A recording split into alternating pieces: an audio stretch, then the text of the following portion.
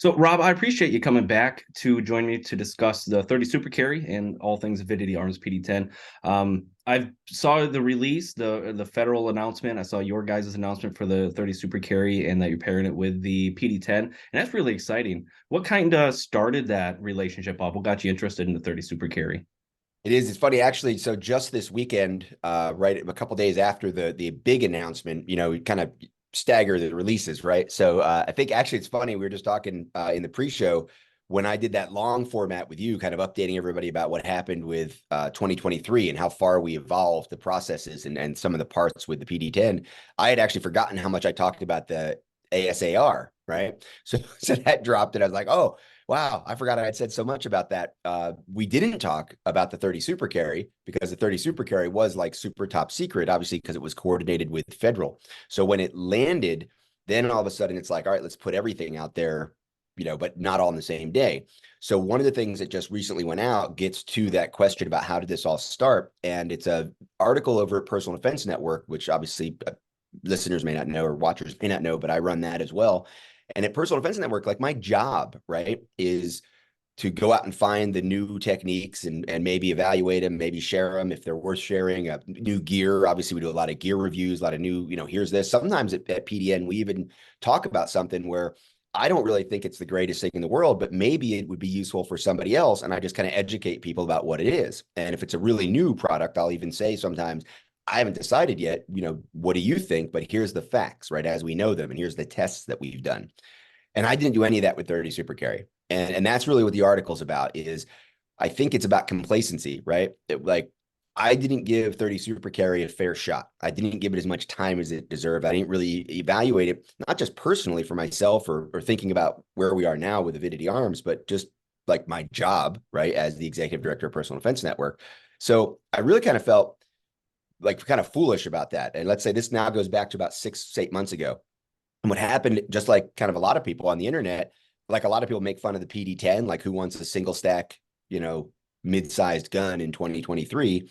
Well, people were saying, well, the 30 Super Carry is going to be, the next 45 gap or whatever, right? It's not going to last.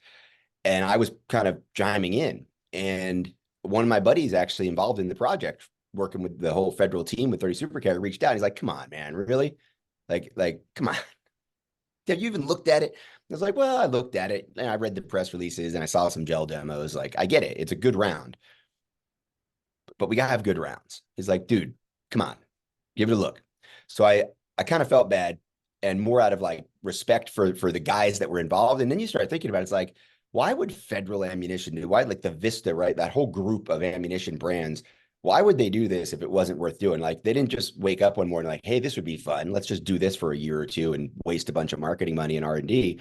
So let's really give it a fair shot. And in looking at it and realizing just how capable around it is, kind of how it's so specifically tailored for personal defense and really concealed carry, what I came to the obvious realization that not only was I not giving it a fair shot, but one of the reasons that I didn't, and I think a lot of people haven't, are exactly the same reasons that PD10 sometimes struggle to get into a shop or get into somebody's holsters. People are just like, well, I've got this gun and I'm happy with it. And I'm thinking this is the kind of thing I'm looking for, a micro gun with 15 rounds. So I'm not even going to give that the time of day. And then it becomes really obvious, well, wait a minute, if that's what the PD10 is and that's what 30 Super Carry is, maybe they should be working together. Maybe we should be looking at does this work together? And really that's where we ended up by midsummer. And I did the gel demos and all the things. Even at Personal Defense Network, I posted some of the gel demos from a prototype PD10. Right. And no, almost nobody noticed, but I was shooting. And I have no discipline. Right. So I showed it. I posted the videos. You couldn't unless you were looking for it. But I did say, shooting out of this 4-inch barrel. Well, there aren't a lot of truly 4-inch barrel compact guns out there, right? Or carryable guns out there. So it didn't get anybody's attention to the point where it went public anyway. So that was good. And then that announcement went off last week without a hitch. But that's the backstory is I just didn't give it a fair shot. Once I did, I realized there were some really strong overlaps between what the PD10 was trying to do as a no compromise version of all the compromises, right? So it's what I think a defensive handgun should be. And federal really did make what they believe with their science and technology and R&D and experience, what they believe is a perfect personal defense round. And putting them together then became obvious. Yeah, and it makes a lot of sense. Your partnership with Federal, as far as something that is geared specifically towards concealed carry. Uh, the 30 Super Carry is really nice in the way that it does allow more capacity in a same size or smaller package. And the press release said you can get 11 plus one, was it in the existing mags, and then 12 plus Yep. one in the 30 Super Carry mags? Yeah. So, in fact, I just was down at the range with which gun was I shooting? This one. So I've got 230 super carries here. This one has a non-ethanited barrel and loaded chamber indicator, and then this is a production spec, obviously blacked out here. But I actually just shot this gun on this frame, this slide and this barrel combo on this frame for the first time this morning, and I just used a standard mag because I went down to our range is it's just in the backyard, but you know how it is. Like you pack up the office, you go out the front door, you get in the car, drive around. By the time I got down there, I didn't grab any of the 30 super carry mags, but I had a bunch of these and I had a couple boxes of ammo. So I actually tested this as an 11+1 gun just a little while ago this morning. But yeah, the follower in and it's really, that's the difference. So it's the same body, same base plate, same spring, but the follower is different. What we found out is if you take these standard mags that everybody's got with their PD10s, if you can jam 12 rounds into this, but the toe of the follower will actually bend up if you crush 12 in.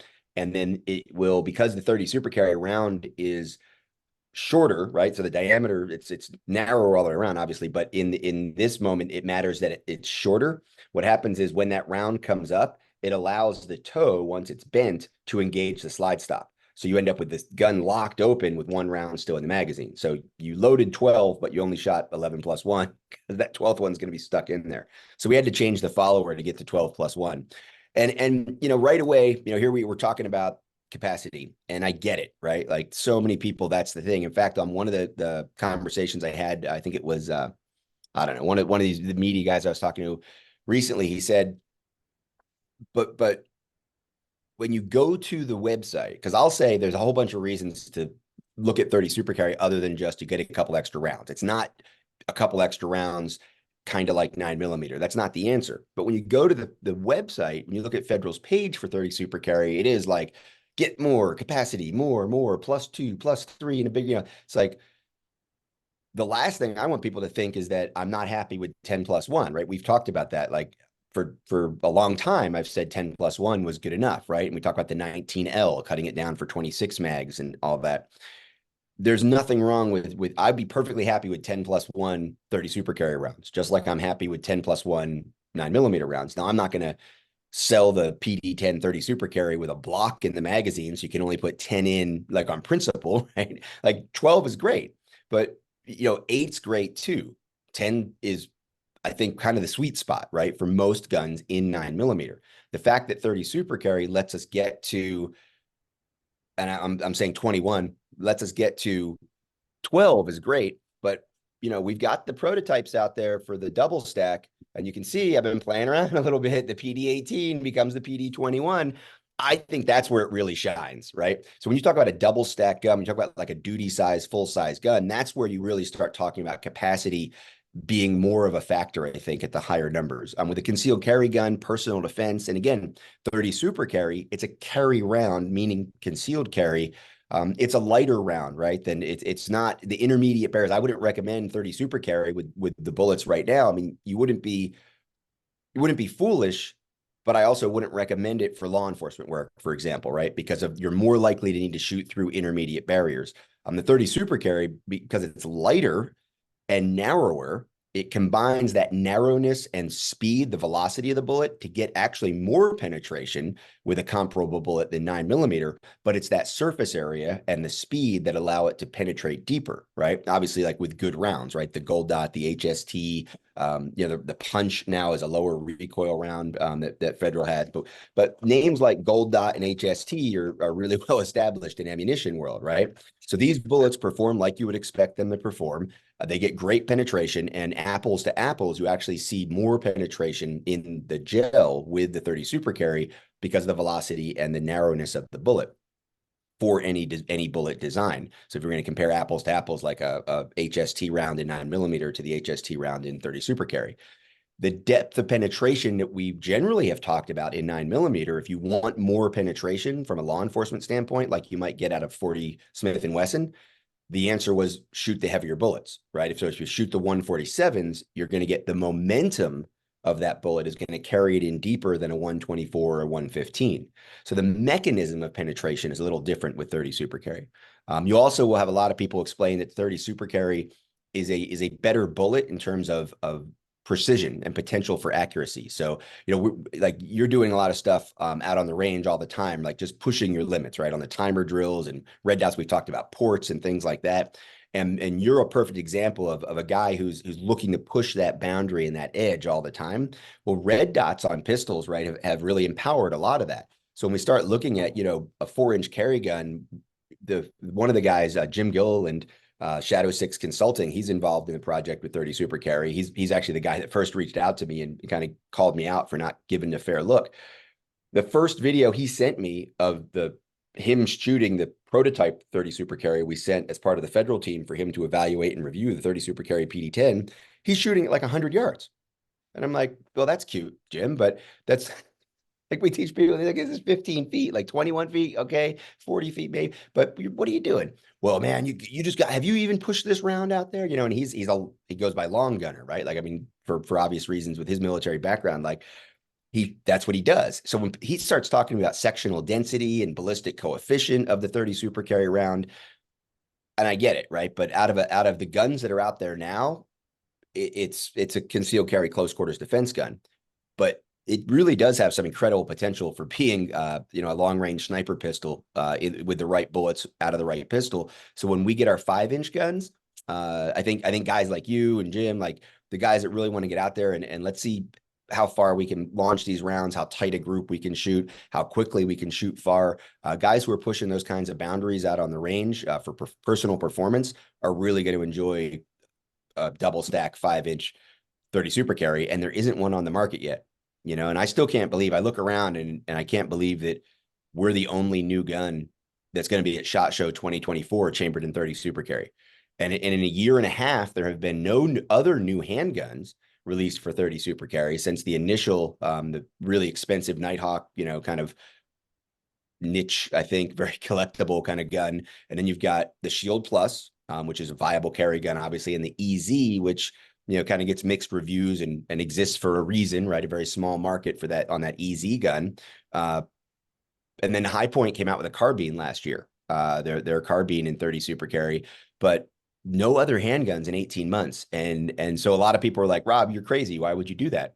I don't know why I wouldn't, right? If federal, especially with a collaboration, with them saying, we'd love for you to do this. We'll put you on the website. We'll put you in the marketing. We'll make a big deal about it. Here's some ammo. Here's the engineering details. How can we work together on this? Because they also understand what the PD10 is. There's a couple fans of the PD10 inside of their team. One guy was on a live with us the other day. He's got like 3,000 rounds through his 9mm PD10. And now, of course, he's transitioning over so that he can start carrying the 30 super carry once he gets enough rounds through that on his kind of personal protocol, what he wants to do before he carries a gun. So it's really amazing to get that compliment from that team and from those people to say, yeah, we want this gun to have 30 super carry. Yeah, it's amazing, like you said, that nobody else has really come out with one aside from the initial offerings, especially with big names behind it like Gold Dot and Federal, well, Spear and Federal. They kind of run the ammunition market for a lot of things, it seems like, so that nobody else has. Even Hornaday, I mean, Vista Group has Remington, so they've got the HTP here, and Hornaday is the one outside of that group that has they've done critical defense or critical duty. I think it's critical defense in 30 super carry too. So it's obviously it's a chicken and egg. Riley Bowman over at concealedcarry.com wrote a great article that came out the same morning we did this announcement about how, there's a chicken and egg thing with ammo, right? If somebody wants to launch a new round, you have to have the guns. Gun companies are hesitant to back a new round because there isn't consumer demand. One of the reasons there isn't consumer demand is because there aren't enough guns to shoot new rounds. It's kind of, it's an obvious problem, right? So when you have like that, my shared NRA Golden Bullseye Award up there with FK Bruneau for the work I did on the PSD project with that 7.5 FK, they had to start an ammunition company as they started a gun company because they wanted the ammo and the gun to do a certain thing together, and they couldn't find existing ammo and they couldn't get anybody to load the ammo they wanted. So when they built their original field pistol, they had to start an ammunition company too, right? And that's pretty extreme, right? And they were in a position to be able to do that. Federal didn't start a handgun company, and I think they really, are kind of scratching their heads about why more companies aren't involved, or even Smith and Wesson. Like, why haven't they expanded the line, right? Why haven't they added other guns in the Smith and Wesson family to carry 30 with the 30 Super Carry? And I actually, when I got this done, we had talked a lot in the summer, then we didn't talk for a few months, and I said, all right, we're committed to this project, we're going to do it.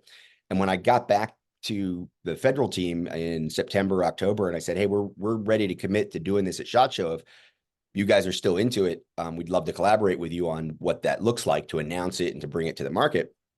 And in my email, I really said to them, but honestly, I know it's been a couple of months since we talked. If you just want to like pat me on the head and say that's cute because Glock and SIG and Walther are also coming out with 30 Super Carry at SHOT Show, like I get it, right? We're a little company with one gun, and they're like, no, we're super excited, and respectfully, even if they were, we'd include you in it, but we're super excited because they're not, and I can't figure out why. Yeah, that's it's nice that they're willing to, I don't want to say invest, but I think they know you, and I think they know the way that you go about these types of projects. So it's not surprising that they would kind of, I don't want to say bring you along, but definitely partner with you to bring that to market. Now, I haven't had a chance to get my hands on 30 Super Carry to shoot it yet. So from a concealed carrier self-defender standpoint, what's that shooting experience like? I think from a practical standpoint, this is where you say they know how I am. I think that right now, like they know how I am, as I'm about to say this.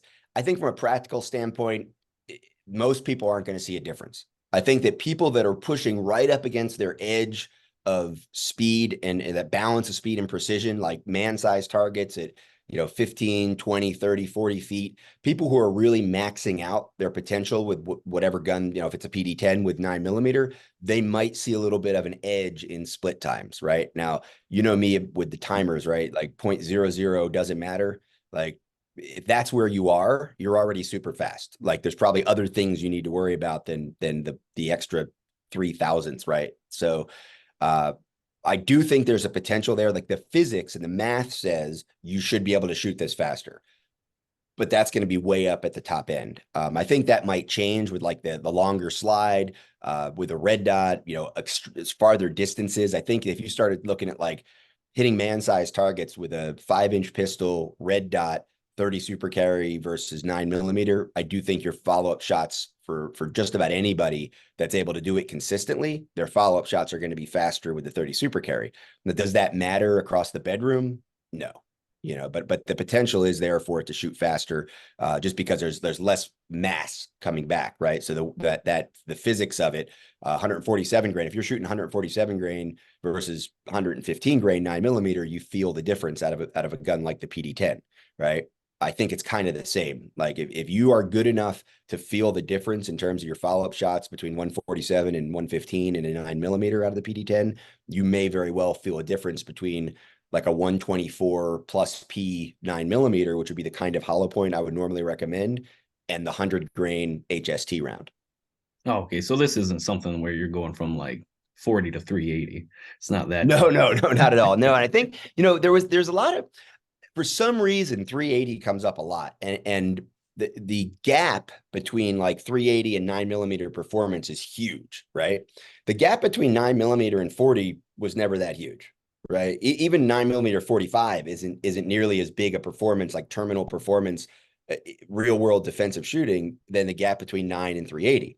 So I think for some reason people put the 30 like, oh, it's between 380 and 9. Well, in some ways, right? Like, when you look at some of the lighter bullets in the lighter loads, yeah, you're just below 9mm, but you're just below 9mm. You're not way over here with 380.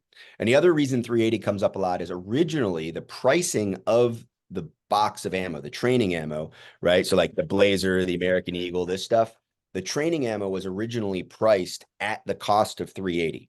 So somehow that got in and made an equation in performance in people's minds. And it really wasn't that. It was, the idea was, well, there's obviously a lot of investment in this R&D money. It's not going to be high volume, obviously, like 9mm. So how do we price it? And looking at the market, it was, well, people pay this much for 380, and 380 is not nearly as good as 30 Super Carry. So how about we price it there?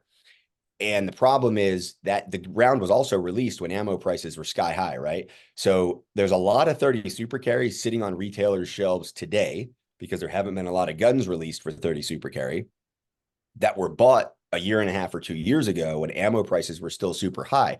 So if you go in there today, obviously the 9mm inventory has turned over 4, 5, 6, 8, 10 times. And today's price on 9mm is way better than it was. And especially like 6 months ago, it was way better than it was 18 months ago or 2 years ago. So you've got this legacy cost built into the ammo looking way more expensive than 9mm. So what Federal actually did was they started last year offering these rebates that basically come down to buy 2 boxes, get 1 free if you send the coupon in.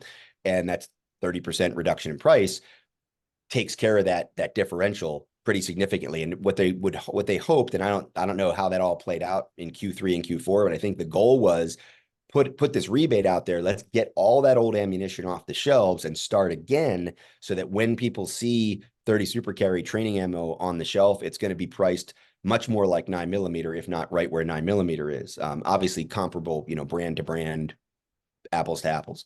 So it has been more expensive. I don't think ridiculously expensive, but it has been more expensive to train with 30 super carry. We're going to see those prices coming down. Also, obviously, more volume and more interest will make that price come down. Yeah, and I've been looking at 30 super carry a lot, and I think if more people kind of like you guys jump on that bandwagon and start bringing more pistols to the market that can offer that 30 super carry, I think there's a lot of potential for it. I think it's a very capable self-defense round. And I know you wouldn't have put it in your gun if you didn't think so either. So for the PD10 specifically, I did see you guys are going to be offering slides and barrel kits, right, for Yep. sale? Yeah. So, that's it. I mean, it has to start with, and that's really, like I was saying, like the marketing looks like more capacity, more capacity, more capacity. But that's what's resonated with people, right? In the era of the micro stagger stack, subcompact 12, 13, 14, 15 round guns, more capacity really has resonated. And so that's, I think, Federal would say very readily, that's not how we wanted people to think of the 30 super carry. But if that's what gets people's attention, cool. Like, I'm not going to tell somebody they can't buy a PD10 in 30 super carry if the only reason they want it is because it can be 12 plus 1 instead of 10. I'm still going to sell it to them, right? Like, but that to be very clear, that's like an asterisk. It's a bonus to me. The 30 super carry is a viable round. I think Federal deserves the support from the manufacturing side of the industry, which I guess I'm part of now, right? I think it makes sense for the PD10 to shoot 30 super carry. I don't think that means the 9mm is a bad idea, right? Like, so we're not getting rid of the 9mm. We're just giving the 30 super carry as an option. I do think that as we move forward, you're going to see more and more companies giving 30 super carry a place in their lineup, manufacturing companies, and that means more and more people will put it in their holster. In the short term, that conversion kit, right? Essentially the slide, the barrel, almost all the parts are the same. So if I take this one here, right? So we'll do the thing where we clear it. If I take this off and I grab this 9mm slide, all right, check it, clear it, and I put that right. I mean, these are interchangeable, right? So the idea that the engineering lift wasn't really huge, right? It's the same exact frame. The slide is technically different. Let me show you here real quick. Let me grab the silver one because it's easier to see. The slide has to be different because these lugs are different. So in order to get everything to line up correctly with the centering of the bullet, given that it's the different diameter than 9mm, and still, work with everything else the way it is, the breech face has to be different for those lugs. So the breech cuts here are different. Now, get too deep into the manufacturing, but we essentially have 3 processes that this starts out as a chunk of steel, right? And that chunk of steel goes through 3 processes, not counting all the little parts, just the slide.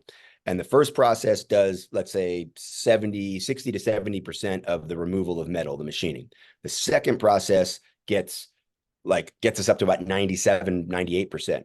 And then those are in CNC mills. And then the third process is a wire EDM. And the wire EDM process actually cuts out the breech face. So I can have exactly the same slide, exactly the same processes for 95, 97% of the metal work. And then the last step, when let's say we do it in a batch of 25, those 25 get to the wire EDM section of the building back here. and there's a work order. Are they going to be cut for 30 super carry? Or are they going to be cut for 9mm?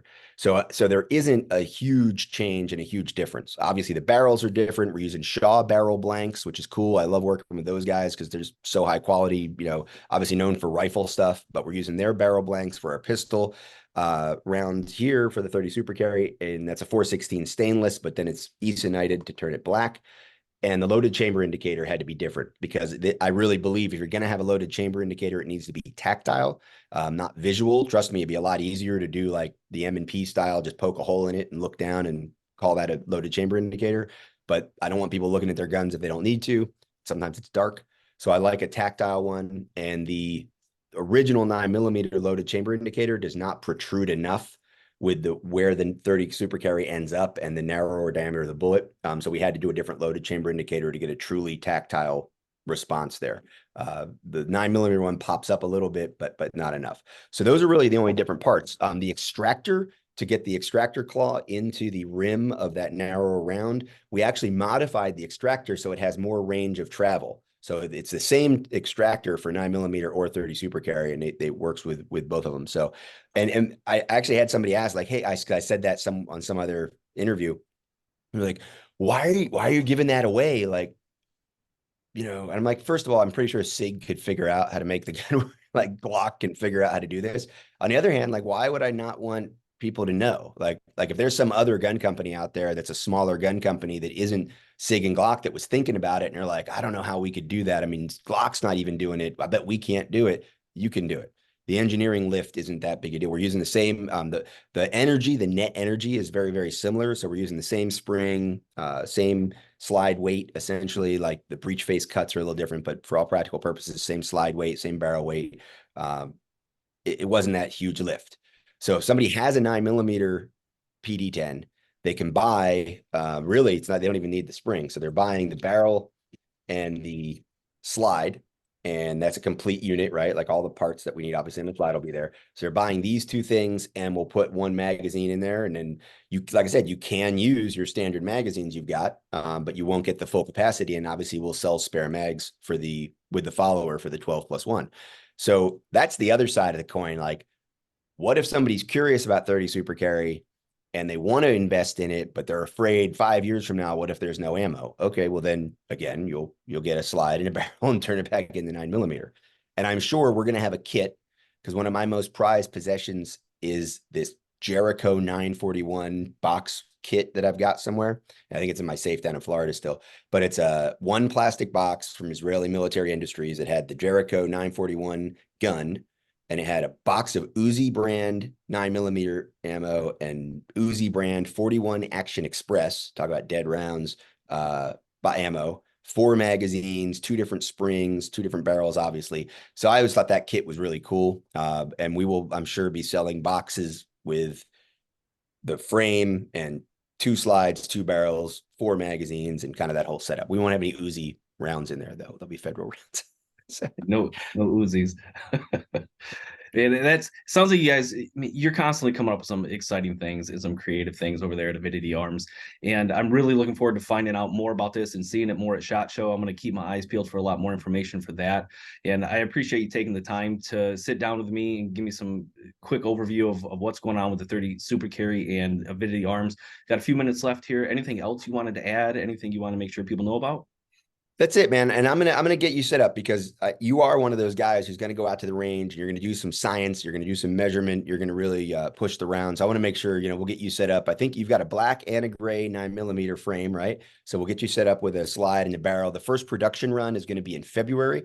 I think you're going to post this before SHOT Show. So I'll go to SHOT Show. We'll come back. And then the week after SHOT, I'm actually getting the first bits back. The one thing we're waiting on actually is the barrel. So shout out to Shaw for the barrel blanks, but we just are expecting the barrel blanks for the production run in next week. And once they get here, there's a process they have to go through, and we need the heat treat after the process, and then the Ethanite coating after the heat treat. Then we get them into the guns and test them. So 3rd week in February, probably, we'll be shipping the first batch out. We will be putting the barrel and slide conversion kit up on the website also for people who already have PD10s. And give me a couple months, we'll get that collector set with both slides and barrels in there together in a pretty box with Carolina custom foam doing something fancy, I'm sure, with their lasers, and it'll be fun. That's awesome. Well, again, I really appreciate it, Rob. And I look forward to working with you some more. And I look forward to shooting that 30 super carry. And like I said, seeing some more at SHOT Show. I really appreciate it. Thanks so much. Thank you.